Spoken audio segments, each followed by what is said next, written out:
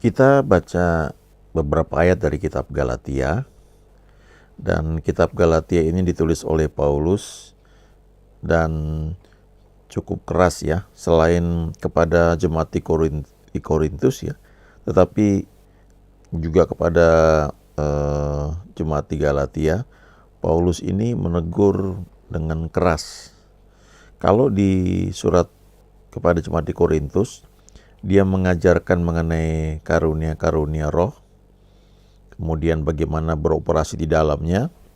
Dia menegur banyak hal, bagaimana tentang jemaat di Korintus itu ada yang karnal, ya, ada manusia duniawi, ada bayi rohani, dan juga ada orang yang sudah dewasa dalam Kristus.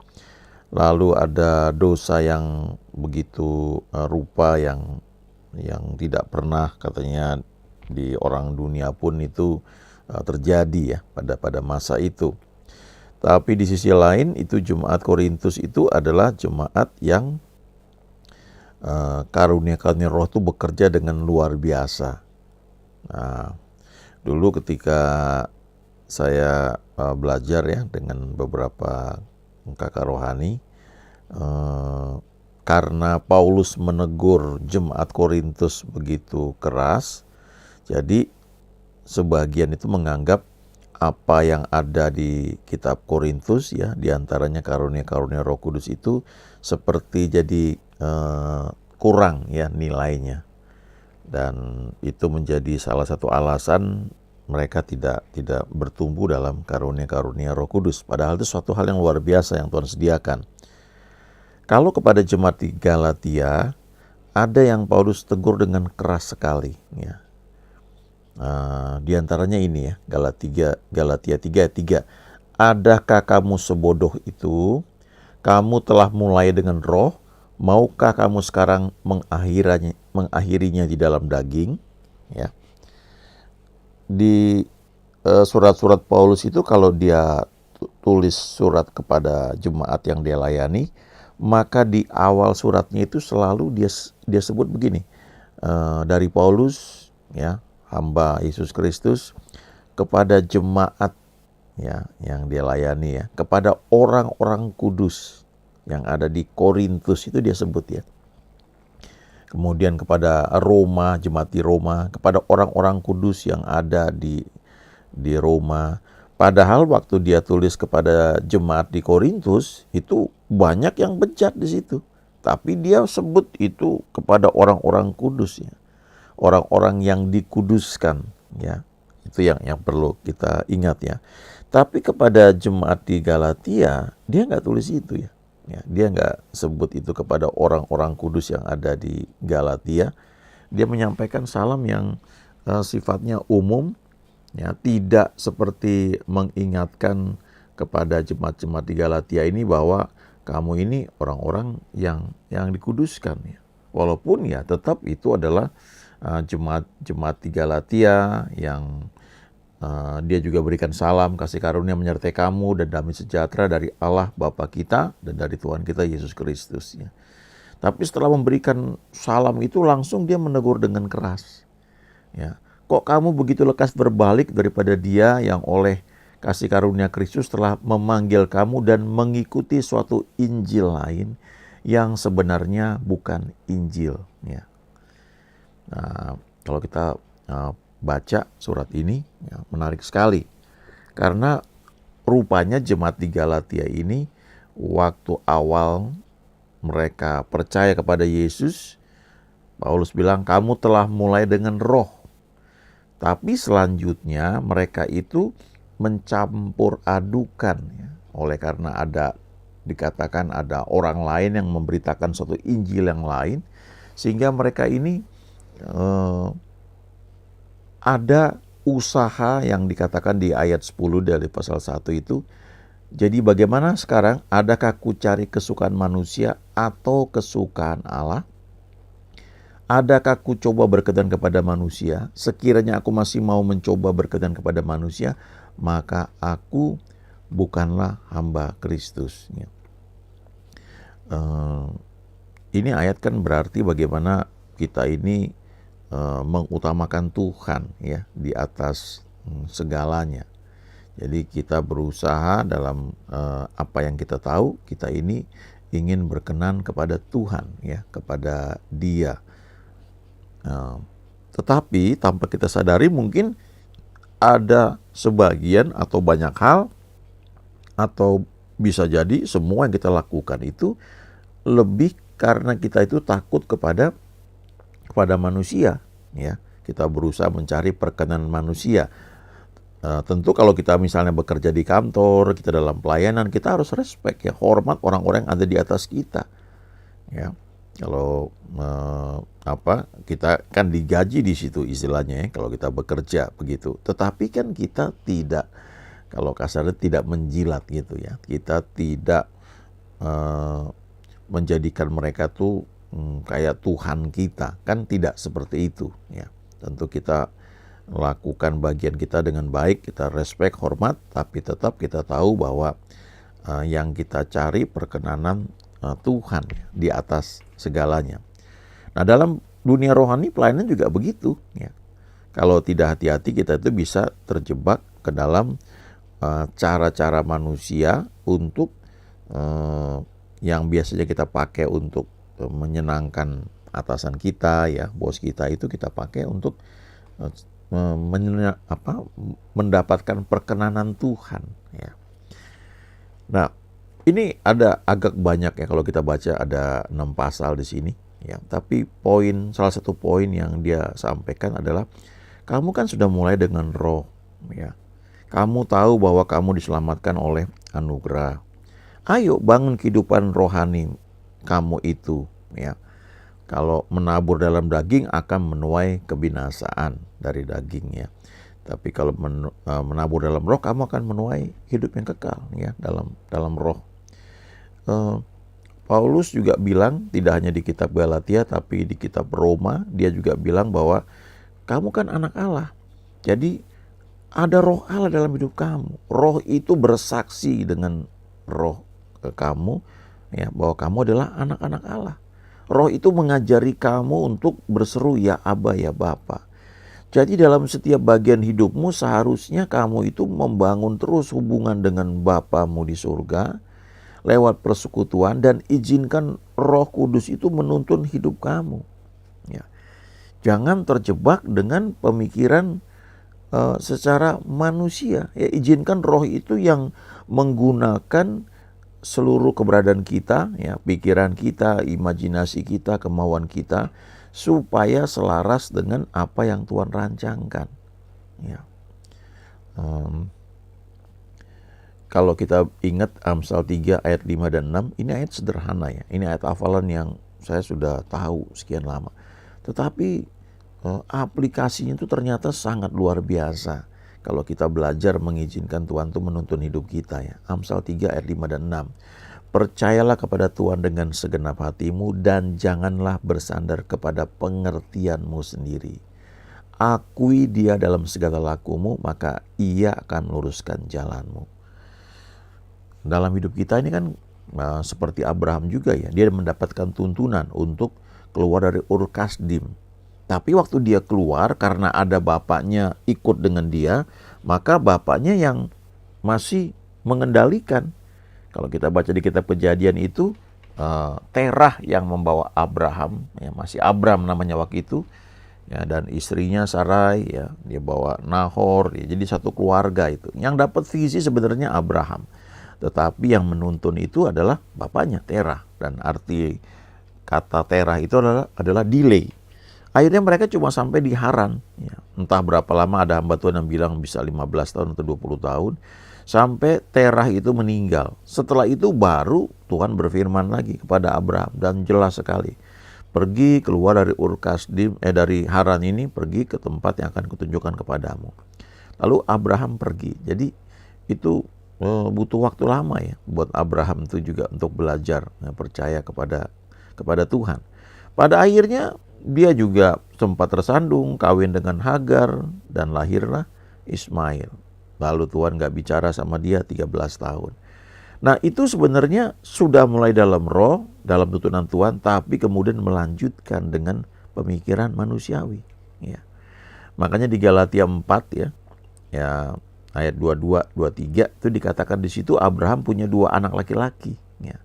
Yang satu yaitu Ismail, itu anak dari seorang perempuan budak yang bernama Hagar. Dan Ismail dilahirkan seperti biasa, ya, cara manusia, secara umum. Ya. Sedangkan anak yang satu lagi, Ishak, anak dari perempuan yang bukan budak yang bernama Sarah. Kelahiran Ishak itu terjadi secara luar biasa sesuai dengan janji Allah kepada Abraham. Kenapa luar biasa? Karena pada waktu itu, kalau kita pelajari, ya, Sarah itu sudah mati haid, ya, mati haid, sudah menopause, ya. Jadi sudah tidak menghasilkan sel telur lagi. Nah, secara logika nggak mungkin, ya, punya anak. Sementara Sarah akhirnya berpikir, aduh, ini saya sekian lama nggak punya anak, lalu dikasih ide kepada Abraham untuk kawin dengan Hagar. Ya. Istilahnya mumpung Abraham itu masih mampu, ya, masih bisa, ya. Karena kalau kita baca di kitab Roma, ada salah satu terjemahan itu yang mengatakan bahwa pada akhirnya ketika Abraham dan Sarah itu beroleh kekuatan, sehingga Sarah itu bisa melahirkan seorang anak yang disebut namanya Ishak. Pada saat itu sebenarnya tubuhnya Abraham itu sudah lemah. Ya. Dalam terjemahan lain lagi itu sudah impotent, ya. Sudah tidak mungkin, ya, bisa punya anak lagi. Tapi ternyata bisa, ya, bisa, dan itulah sebenarnya yang disebut terjadi secara luar biasa. Jadi Tuhan memberikan janji, lalu untuk mewujudkannya kita perlu juga bertanya sama Tuhan dan mengizinkan Dia yang mengerjakannya dalam hidup kita. Bagian kita tuh cuma nurut sebenarnya, lalu bangun hubungan dengan Tuhan, tanya lagi dan izinkan Dia yang bekerja. Di Filipi 2 ayat 12 dan ayat 13, ya. Kerjakanlah keselamatanmu dengan gentar, ya, dikatakan begitu. Lalu ayat 13 dikatakan, karena Allah lah yang mengerjakan di dalam kamu, baik kemauan maupun pekerjaan menurut kerelaannya. Jadi ternyata yang mengerjakan itu Tuhan. Bagian kita itu waktu kita intim dengan Dia akan muncul keinginan, satu kerinduan, ya, bisa bentuknya vision, bentuknya impian, dream, ya, atau dorongan di hati, ingin sesuatu, dan ternyata itu Tuhan yang mengerjakan, ya. Kemudian untuk bisa terwujud, kita terus perlu bergaul dengan Dia, sehingga apa yang Dia munculkan di hati kita itu akan terwujud dengan cara Dia. Ya. Kalau kita pakai cara manusia, ya, dengan kekuatan kita, maka yang dihasilkan adalah Ismail. Ya. Walaupun kalau kita baca di Alkitab, Ismail pun diberkati, dibuat jadi bangsa yang besar. Tetapi Tuhan berkata dengan jelas, perjanjianku akan kubuat dengan Ishak. Ya.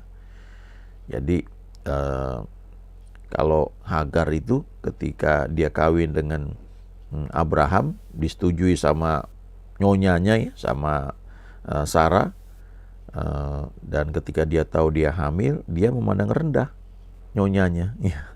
Dia lupa diri gitu, dia pikir dia hebat gitu, sehingga dia ditekan oleh Sarah dan akhirnya dia sempat lari. Tapi ada malaikat Tuhan yang bilang, ayo kamu balik lagi, ya. Kemudian dia balik pada Abraham dan akhirnya dia melahirkan seorang anak yang diberi nama Ismail. Nah, ini salah satu cara, ya, ketika kita melanjutkan dengan yang tadi dikatakan di Galatia 3:3, ya, kita melanjutkan dengan daging, dengan cara manusiawi, maka ada kesombongan dan itu sering nggak sadar, ya. Ya, dalam tingkah laku kita itu kita tidak sadar akan hal itu, tapi orang lain bisa melihat hal itu dan tentunya Tuhan tahu, ya. Ya. Tuhan mengajarkan hal itu kalau kita membuka hati kita. Itu mirip seperti ini, ya. Kalau orang sudah biasa bekerja di lingkungan sampah, maka dia sudah terbiasa dengan bau sampah tersebut. Dan buat dia itu nggak masalah. Dia nggak sadar bahwa itu sampah, ya.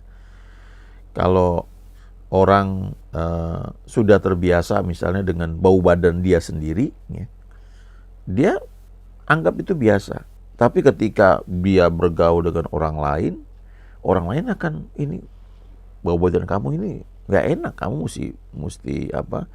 Sudah mandi mungkin, tapi mungkin harus pakai deodoran dan sebagainya. Gitu. Tapi kita tidak menyadari hal itu. Kenapa? Karena kita sudah terbiasa. Ya. Nah, hal yang sama juga begitu. Hagar ini tidak menyadari. Ya. Dia menjadi sombong karena dia pikir, wah dia hebat. Ya, dia bisa hamil, nyonya gue nggak bisa. Jadi dia merasa dia lebih disayang mungkin sama Abraham. Dan akhirnya dia bersikap sombong. Dia memandang rendah nyonyanya. Nah, Paulus bilang bahwa ini dua ketentuan ya. Bahwa ketika kita bertumbuh melayani Tuhan, itu ada dua cara ya untuk bisa bahkan menikmati apa yang Tuhan janjikan ya. Cara pertama itu adalah cara secara manusiawi ya, pakai daging kita gitu. Itu yang Paulus bilang, kamu kan sudah mulai dengan roh.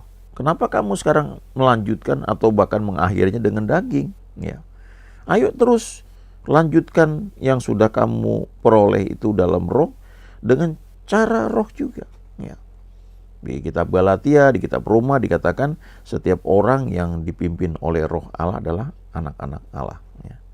Jadi mengizinkan Roh Kudus itu menuntun hidup kita.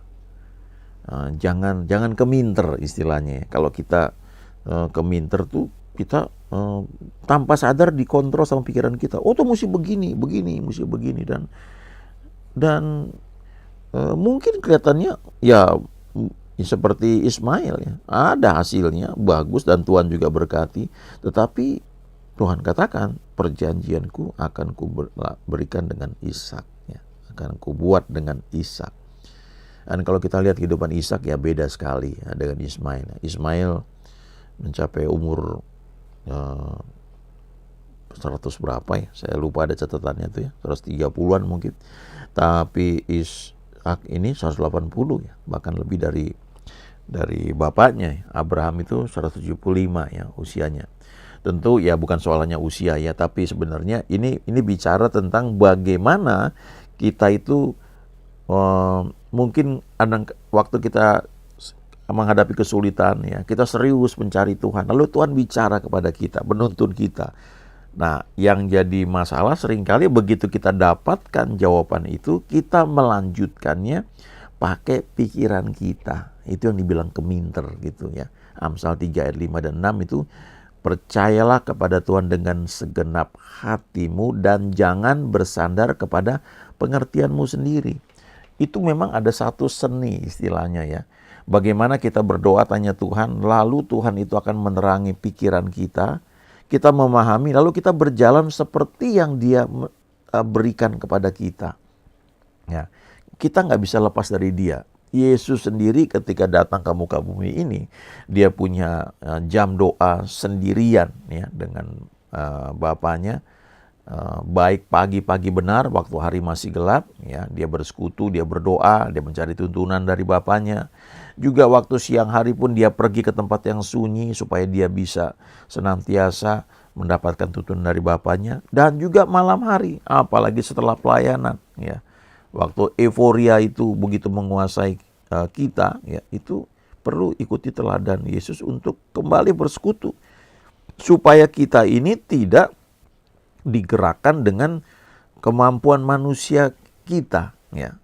Dulu ada hamba Tuhan namanya Watchmeni ya. Dia banyak mengajarkan hal ini, bagaimana hidup dalam roh, bagaimana mengizinkan Roh Kudus menuntun kita, bagaimana menyalibkan kedagingan ya. Dulu kita pikir kedagingan tuh ya iri, dengki dan sebagainya, dan memang itu betul, tapi ternyata sesuatu yang baik pun ya kalau dari daging itu tidak bisa menandingi apa yang dari roh ya.